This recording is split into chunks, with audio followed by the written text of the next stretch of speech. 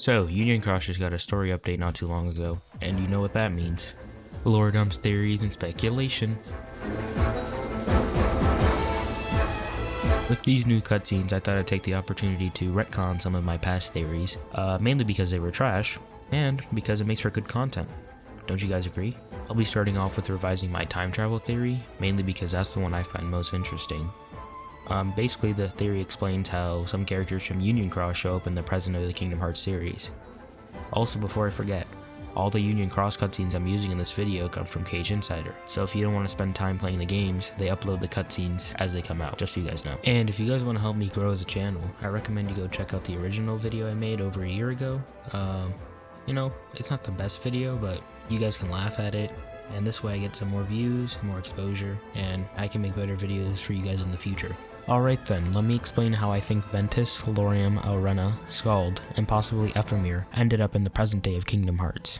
With recent events going on in the Union Cross story, we found out that the Dandelions and the player character think that they're stuck on a data version of Daybreak Town. And, if you read the secret reports from Kingdom Hearts 3 like I did, you would know that Luxu writes that he's observing them. Maleficent also happens to be stuck there after time traveling from the end of Kingdom Hearts 1 in search of the Book of Prophecies. In some of the recent cutscenes, a character called Darkness talks about this machine called the Ark, or the Lifeboat, which is basically a time machine. The device was intended to travel to a location called the Ocean Between, which I think is the Final World, because Final World is the realm between dreams and death. Darkness also explains that when using the Ark, your body is destroyed and your heart is propelled to the speed of light into the future. Now when you arrive in the future, to have your body remade, someone needs to remember you, and you need a catalyst to start the process of rebuilding your body. In Maleficent's case, I know that the people who remembered her were the fairy godmothers. Now, I'm not entirely too sure what the catalyst was, but I think it could be the fact that the fairy godmothers remembered who Maleficent was after seeing her cloak, which is then what started the process of rebuilding her body. Maleficent is told that the Ark could be found in the real-world counterpart of the clock tower. Now, this is where things are a little confusing, because we do see Maleficent using a machine that fits the description of the Ark later on in a different cutscene, but we're unsure if she's in a data copy of Daybreak Town or in the real world. Inside of the tower, Lorium sees Maleficent eyeing over a machine that we have to assume is the Ark, and immediately gets into a fight with her. After Maleficent beats his ass, Lorium awakes to find one of the Arks missing. Now it's safe to assume that she took one of the machines and is either gone to the future or escaped the data copy of Daybreak Town.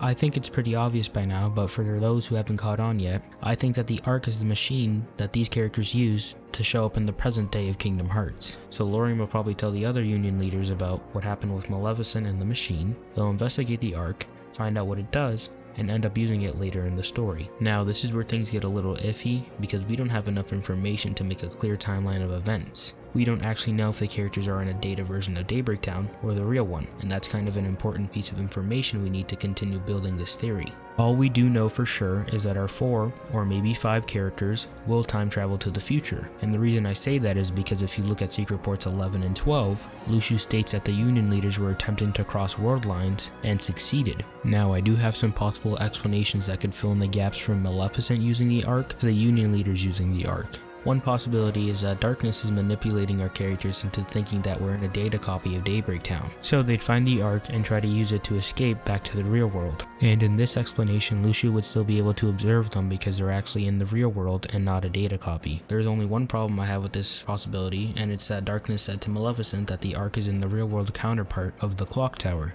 Another explanation is that they actually are in a data version of Daybreak Town, and the Arks in this data copy are just a way to travel back to the real world. And in the real world, there are lifeboats that actually do allow for time traveling. In this case, I think that after going back to the real world, the Union leaders will release the rest of the Dandelions from the data copy of Daybreak Town, and something will eventually lead them to having to use the real Arks. And in this scenario, Luxu wasn't able to observe them until they actually appeared in the real world, and his entry in the secret reports were recorded after the Dandelions came back from the data copy and decided to use the real lifeboat. In either scenario, Luxu would be seeing Maleficent's involvement in the Union leaders using the Arks, which would coincide with Secret Report 11. Personally, I think explanation 2 is more convincing, but plot details aren't my thing. That's Namor's job. My job's to make theories, but you guys can tell me your own thoughts in the comments. Regardless of which explanation, they still end up time traveling. Now, like in my original video, I still think that Brain stays behind because Luciu passed down his Keyblade to him. In Secret Report 12, Luciu says that he passes down to one of the Union leaders before the 5 left. The 5 in this case not being the 5 Union leaders, but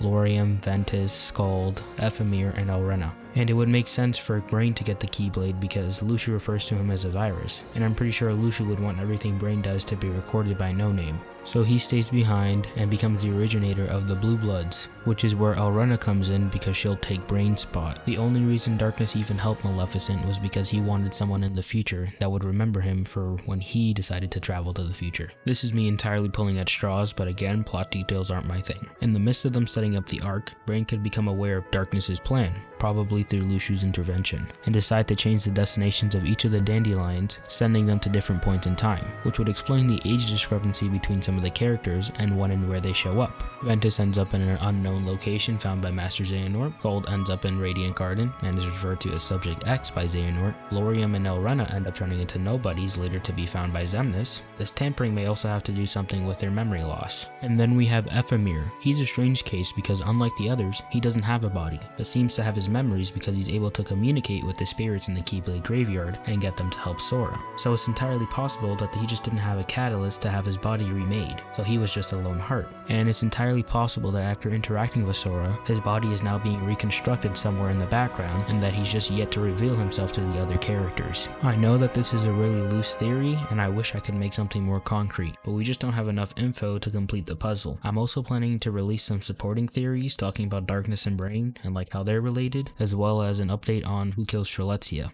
Let me know any other videos you guys would want to see down in the comments. Tell me what you guys thought about this theory down in the comments, that'd be great too.